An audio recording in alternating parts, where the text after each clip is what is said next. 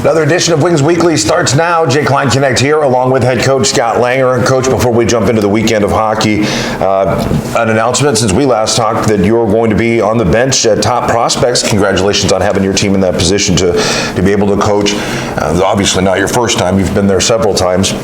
A lot of people kind of think it's an all-star game, but it's not really an all-star game as much as it is a great opportunity for these players to be seen, huh? Yeah, well, I mean, it's players that aren't college committed, so it's giving them the ability to get some exposure at a pretty important time of the year, and it puts all the colleges and all the scouts in one place during a couple days, and if they perform well, maybe they get on the radar. And so our league does a really good job with that, helping our players get exposed. So it's a good event, and it's ran really well. Always one of the big achievements for each team is to be able to get players moved along in their career. So without a doubt, a great opportunity. All right, looking at the weekend, the up in Minot, a 4-0 loss Friday. The power play was 0 of 6, penalty kill 1 of 6, outshot 37-30. Tightly contested game until they kind of blew it open. Some huge saves from Pecora really kept you guys in it. Friday's matchup, obviously not the outcome that you wanted. But a bounce-back game Saturday, a whole lot different outcome, and we'll talk about that in just a moment. But Friday's matchup as a staff, obviously some things you needed to work on, huh? Yeah, it wasn't good. It didn't feel the effort was there. It didn't feel the execution was there. And, they're a team that shoots puck from around the ice. And, when we did start to push back there in the third, we gave up some poor goals. And obviously we'd love to have them back. But on the other side of it, we're not scoring enough goals right now to support our goaltending. So, yeah, I mean, obviously we put a lot of work in on Saturday. And I thought that the players got the message. Mm-hmm. They got the message, so turned out to be a good Saturday. Yeah, a 5-2 win on Saturday. Power play 0-2, penalty kill 1 of 3, shots on goal 35-26 in favor of Minot. But again, you're scoring goals and things fell into place the way you wanted them to, and the execution a lot better, and then the result obviously a lot better too. 5-2, as you mentioned, it felt like the players got the message and got to feel pretty good. Obviously, we always talk about not picking apart a win, but there were a lot of components there on Saturday night that you must have been pretty happy with. Well, it was more like the team that was playing before the break. Mm-hmm. We were playing a physical brand of hockey. We weren't backing down in any area on the ice, and goaltending was good. And we found a way to score goals. So there was a good portion of that game that was played in their zone. Yeah. So that shows you where our energy level was at come Saturday. So it's always good. Especially coming into our big week where we got Bismarck 3-3. It's always good to be on a good note heading into practice. For sure. And we'll talk about Bismarck here in just a moment. I wanted to ask you a little bit, we've talked about, on several occasions, about the goaltending, a 1-2 punch that you guys have and how strong that they've been. But it occurred to me that there's different styles of goaltenders, and I know this may be, a question for Josh, but in the 6 years that I've worked with you, it seems like most of your goaltenders are kind of stay-at-home goaltenders. They're not the guys that go out into the corners or go way out of the crease, because some of the goaltenders do. They have different ways of playing. Do you have a preference when it comes to a goaltender like that? Yeah, I just want a steady goaltender that's not trying to do too much. And you look at our goaltending, like you look at Morsey, like everything just kind of hits him. Mm-hmm. He's not overactive. He's not, on his belly all the time. And, we have principles in place about when they're to come out and play pucks and that kind of stuff. And, it's always about keeping the puck out first. And there is goaltenders that are flopping and running out of their net and stuff like that. But I think once the playoffs come, those are the goals that find the back of the net, and they're going to hurt. Yeah. So I'd rather our goaltending just to be more steady and stable, and obviously both guys are athletic, which is really good. And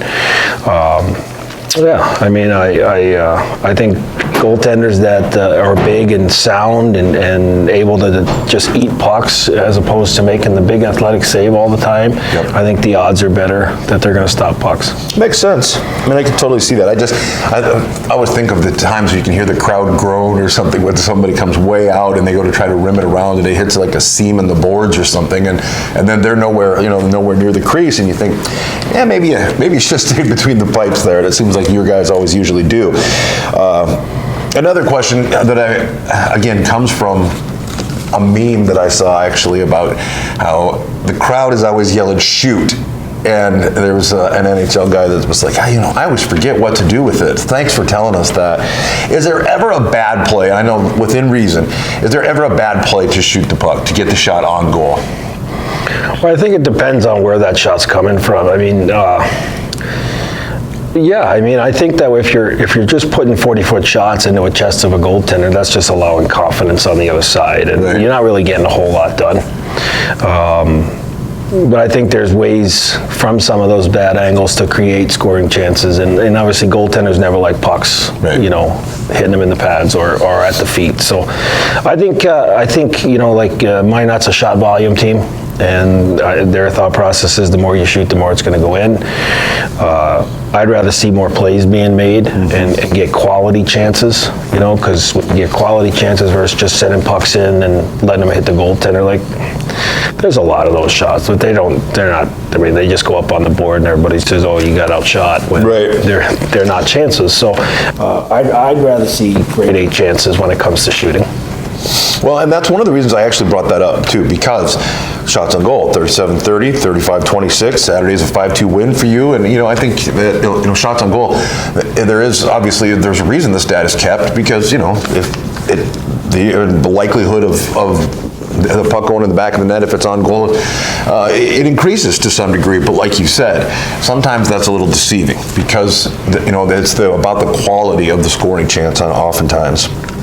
Okay, standings. Austin right now 53 points, 35 games played. Minot 40 points with 36 games played. They're sitting in second. Then the Wings 39 with 33 games played. North Iowa 36 with 34 games played. Bismarck coming up up a spot, I should say, with 30 points and 33 games played. St. Cloud falls to the bottom of the division, also with 30 points and 33 games played. Bismarck pulls 3 points out of the weekend.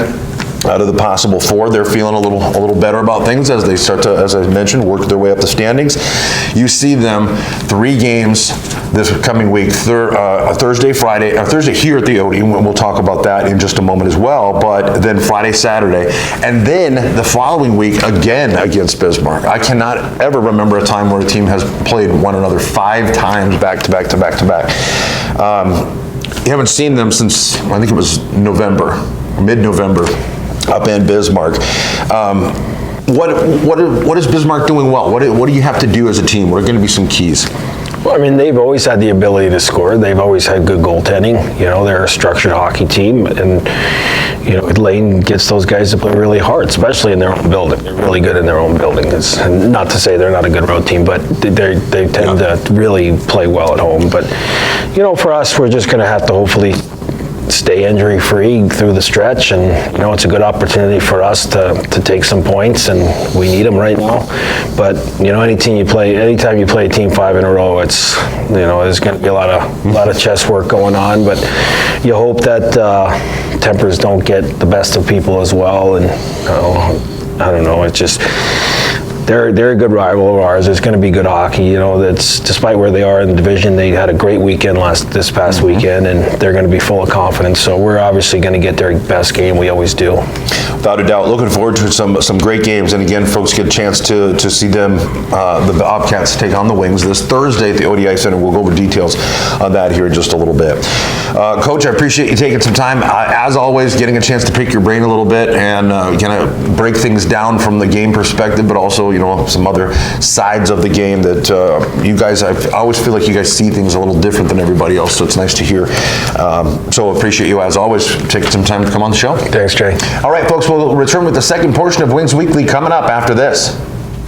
We raise the bar on bar food with sandwiches, tenders, and burgers. There's more where this came from. to the greatest of all times. The second portion of Wings Weekly begins now, and as usual, we have a player joining us. This time it's Kyle Contessa of Freehold, New Jersey. As always, when players join us, I know you guys are busy, so I appreciate you taking some time to come on the show here. Thank you for having me. Yeah, you bet. A big goal and an assist on Saturday night.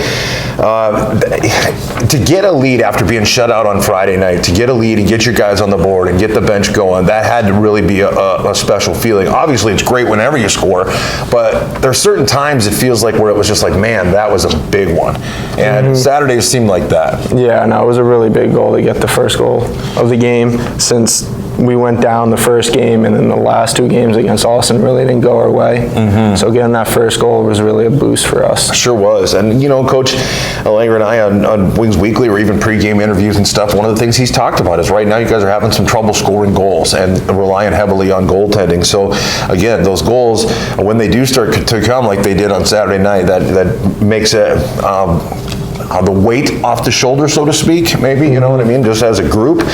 What do you guys as players, and before we get into some of these other, you know, more personal details, as a player, can you recognize the fact that it's like, okay, we're not being able to put the puck in the back of the net, or is it like you're doing everything you can, it's just not going, you're not getting the bounces? What is the conversation like in the locker room?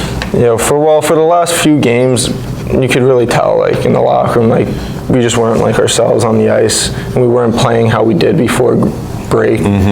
So, like, we just had to come together somehow and just find a way to put it together, and we did that in the Minot game and the second game. Yeah. Well, like I said to Coach, I mean, things fell into place, and like you said, you find a way to get that done. All right. You know, I always got to ask how guys, first of all, how they started playing hockey, but also I'm going to ask you how you became a wing. You played in the PHL and the NCDC. You've bounced around a little bit in different leagues. You find yourself here as the Aberdeen, or with the Aberdeen Wings, in the NAHL. Let's start it from the beginning. When did you start playing hockey, and what were some of your influences? What got you going? I started playing hockey when I was like 5 years old, maybe, like around there, and I really got into it because my brother played. Okay. And I really look up to my brother, so anything he really did, I kind of followed him in it. So that's really where I started just going to his game, watching him, and then I just wanted to be like him and start playing. You know, and you hear that often when we're talking with players about, almost always, you know, some family member, whether it was a dad or brother or whomever, that they kind of followed in the footsteps. I would gather that being from New Jersey, like all the Minnesota guys, they have a rink in their backyard, or they're all playing pond hockey. That'd be a little bit different and a little more difficult than New Jersey, I would think. No, it is, but we got some rinks over there. Yes. We got a few NHL players from Jersey, so. Oh, for sure. It's Yeah. not like usually it's not in someone's backyard. Yeah, you really got to go out and find it, I'll say that. Okay, and now the journey to Aberdeen. How did that all go? You know, like I mentioned, you were in the NCDC. Do you get a call, or, you know, how did that all get started for you to come to Aberdeen? Well, I started off in Omaha. Like, I went to the tryout there, and I actually made it all the way from main camp to the 40-man, and then to the 30-man, and then I was the last cut in Omaha. And when I went into the coach's office, he asked me if I wanted to come to Aberdeen, and I was like, yeah, I'd really like that, because I know the program. It's always been a good team over the years, so I really thought it was a great place to be. And I was thinking, interesting, when somebody comes, you know, has spent some time in the USHL, you know, how different the styles of players and everything like that. But I personally feel like the North American League and the USHL, there's some slight differences, but overall the level of hockey is pretty similar. Do you think so? Yeah, I do. Like USHL, you got a little bit more players in there that can do maybe a little bit more with the puck. A little bit skilled? A little bit more skilled, but I think like in the NA there's a lot of skilled players, and it's very physical, so that's also a big change up from the USHL. So yeah, good hockey on both on both leagues, or both levels, for sure. I wanted to talk a little bit about leadership. You know, something that coaches have talked about, and I always mention when I do talk to the guys with letters on their sweaters, or more veteran players like you that have been around a little bit and spent some time in Omaha. You know, what's your style of leadership like? Because some guys are really quiet, others kind of lead by example, or lead by example. Others are a lot more vocal, and maybe kicking the boards or hitting a stick on the boards, getting guys riled up, whatever it might be. What would you say your leadership is? Because whether, as I was saying, whether you have a letter in your sweater or not, you are looked to be a leader when you're a veteran guy. I think I usually just go out on the bench. I'm really loud on the bench. I'm like hyping people up, and like if I go out on the ice, I'm blocking a shot or I'm making a good pass or something like that, or just making a big play. That's like how I would be a leader on the ice. Well, and that was definitely the case. I know there was one you blocked Saturday night that he got down to a knee and took one in the chest, and I was like, ouch, but that was big. That was a huge block. And then it was like, I don't know, a minute and a half later that you scored, and I thought, see, you get rewarded for that sort of stuff. All right, when you're not at the rink, when you're not in the building here at the ODI Center doing, working out or going over things with coaches or on the ice, what do you like to do? Do you have any interests or hobbies or anything? When I go home, I usually got work, but if I don't got work, over someone's house, I'm over at Gully's house, I'm watching TV or just playing Xbox or something like that. You got a series or something that you're watching right now? Peaky Blinders. Okay. I was watching that with my roommate. Nice. I've heard a lot about that. I haven't got a chance to. I actually think I was. It's a slow start, but it gets good. Yeah. Okay. Good to know. How about Xbox? What's your go-to game? COD, Call of Duty, the new one. Yeah. I feel like that's a very common answer. Okay, so if take hockey out of the equation, I know that's hard for you guys to do, to imagine a life without it. But take that out of the equation. What is your dream job? What is something that you can see yourself doing and enjoying? Honestly, just something with traveling, because I love to travel. Like, I always go to Brazil every year because my grandma lives there. Wow. So I'm always visiting her in December. So traveling is just I really love it. It's great to go out and see new places and just not be in the same area all the time. Right, I get that. Brazil, huh? Do you speak any any Spanish? Is it? Yeah, it's Portuguese. Portuguese. Okay. No, I don't. I speak I can say 2 things maybe. I understand it, but my brother he speaks and understands it. So. That's pretty fascinating. Yeah. I like that. What's your favorite thing about Brazil? Obviously, I don't know if I could say that, but I surf, so I like the waves over there, and the weather's always nice. And the beaches? And the beaches. Okay, I think I know where you're going. Okay, so we've got Bismarck coming up. Obviously, like I was just talking about with Coach, that man, to have 5 games against a team is just, I'm having a hard time wrapping my head around that. 3 is one thing, or 2 weekends in a row, but then to have 5, that's it's kind of crazy. How do you guys as a team, as a player, how do you kind of prepare for that? Or do you just take it one game at a time and say, you know what, it is what it is? I feel like we just got to take it one game at a time. We got to play exactly how we did, or even better than last Saturday. And if we play like that, we can definitely win every game. Yeah, I mean, and again, Bismarck is improving and definitely feeling some confidence and so on too. So it's going to be some great hockey, and I really encourage people to come out and watch the games. But I feel like I actually knew the answer to that before I even asked it, because I think it's people like me that get more hung up on the 5 games than the players. It's just, to them, it's like it's another game. When the puck drops, you do your thing. Yeah. Guys, in and out of the locker room at different times throughout the season. You get an addition like Hickok, or whatever, just as an example. What's that like for you guys? Do you kind of, I want to say, somebody that almost is designated to be sort of a welcome person, or does everybody just kind of just say, hey man, and just try to make them feel at home? Everybody tries to make each other feel like at home when a new player comes in, and it does suck to lose a player that's been on your team the whole year, because you really make friends with them. Sure. And you hate to see them go, but we're just trying to make the team better, and we're trying to go to the Robbie Cup and win it. So whatever helps the team. I know early on one time, I think it was on a skate with the Wings, afterwards, that somebody I know was talking with Tishkovich, and he was like, it's a business, Yeah. It's a part of the game that every team deals with. Okay, so now I got to ask you, would you rather be ridiculously strong, like super, super strong, but look like a weakling and look kind of sickly and stuff? Or would you rather look like you're just absolutely ripped, but actually kind of weak? No, I'd rather look weak and extremely strong. So I just surprise people. Yeah, a little sleeper. I kind of figured that'd be the case. All right. Well, again, I know you guys are busy. You got a big week, a short week here with, a Thursday game, so I won't keep you much longer. But again, I really appreciate you coming on the show and getting the fans an opportunity to see you on a different, I guess, social media platform in a sense, whatever, but get a chance for them to kind of get to know you. I appreciate it. Thank you. Well, it's a 3-game weekend, as we were talking about, with things kicking off inside the Odie Ice Center on Thursday, January 19th against the Bismarck Bobcats. Doors open at 5:30 and the puck hits the ice at 7:15. It's family fun night at the Odie. Get a game ticket, popcorn or a popcorn or a hot dog and pop for just $11. Email asmith@aberdeenwings.com to get yours.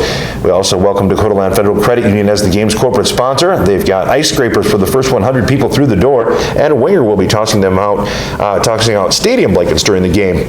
Plus, get your trading cards or other memorabilia ready and stick around for an on-ice autograph session. As always, tickets are available for this season's games online at tickets.aberdeenwings.com or at the door on game night. $10 general admission tickets are also available at any Sea Express location in Aberdeen with additional purchase. Just a reminder that all SDAHA players and coaches can receive $5 general admission tickets at the door all season long. The boys hit the road Friday and Saturday to head to Bismarck for a road weekend against the Bobcats, with the puck scheduled to drop at 7:15 both nights. Catch the action using your Hockey TV login or watch the games at Buffalo Wings and Rings in Aberdeen, the official home for all Wings away games. Audio will be broadcast at HubCityRadio.com's 94.1 The Rock, or as I mentioned, on HubCityRadio.com as well. And you can download the Rock app and listen anywhere on the go. Your skater can still sign up for Wings clinics with assistant coach Zach Stepan. Visit AberdeenWings.com and click on the Aberdeen Wings Youth Clinics tab for details and dates. Don't forget, you can listen to Wings Weekly via our podcast. Find the audio for this season's episodes on Spotify, Stitcher, or iHeartRadio. And for all the latest news and information on the Wings, visit AberdeenWings.com or follow us on Facebook, Twitter, Instagram, and on TikTok. Once again, Kyle Contessa, thank you so much for joining us here on Wings Weekly. Thank you for having me. All right, folks, that'll wrap up this week's show.